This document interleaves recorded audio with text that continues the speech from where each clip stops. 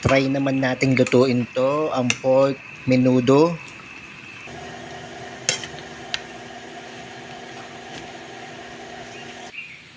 Ito na ang sangkap niyan: pork, atay ng baboy, patatas, carrots,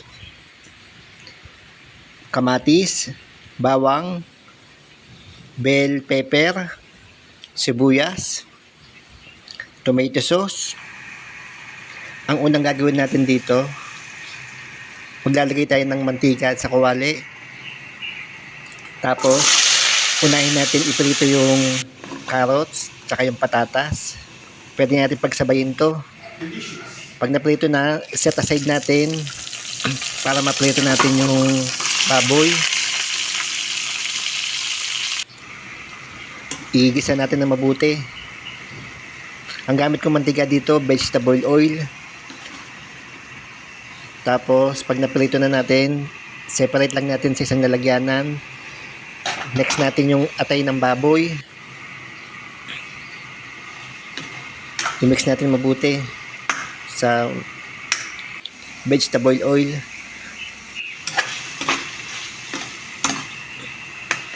Tapos, itabi lang natin, separate natin sa isang lalagyanan. And next natin yung bawang. Igisa natin mabuti yung bawang dahil ito yung nagpapalasa dito.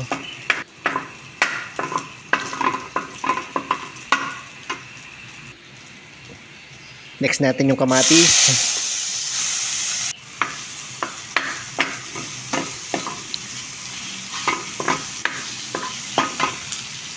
And after, sibuyas. Ito yung mga nagpapalasa dito. Kailangan natin igisa ng mabuti.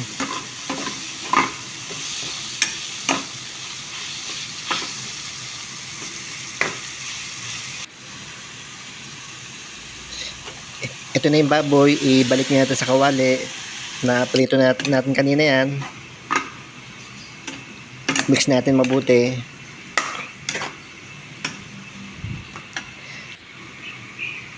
Tapos, lagyan natin ng cubes.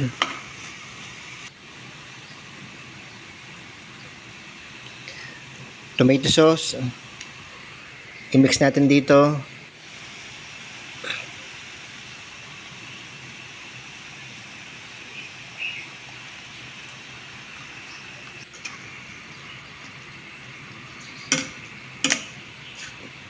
I-mix natin mabuti yung tomato sauce para lamasa dito sa baboy.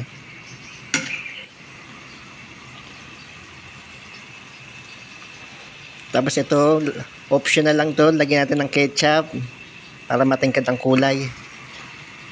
Pwede rin wala.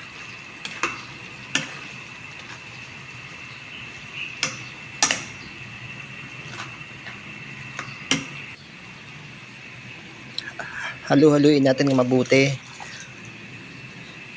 Tapos, lagyan natin ng tubig dahil matigas pa yung baboy. Kailangan natin pakuluan to kahit mga 30 minutes para lumambot yung baboy. Ayusin lang natin sa pagkakalubog para magandang lumambot pag kumulo siya mamaya. Tapos, takpan natin. And after 30 minutes, malambot na nga yung baboy.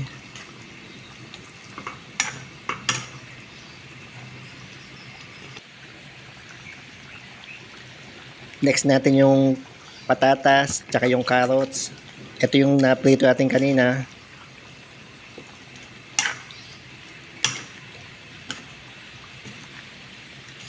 Halu-haluin lang natin.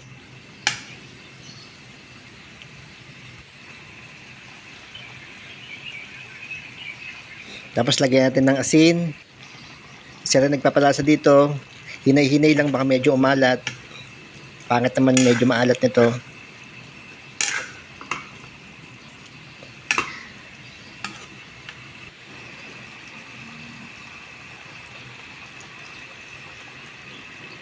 Tapos lagyan natin yung atay.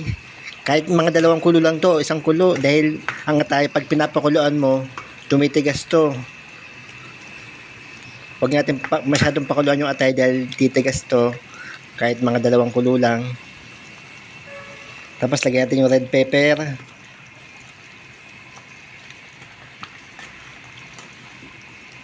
Haluin lang natin.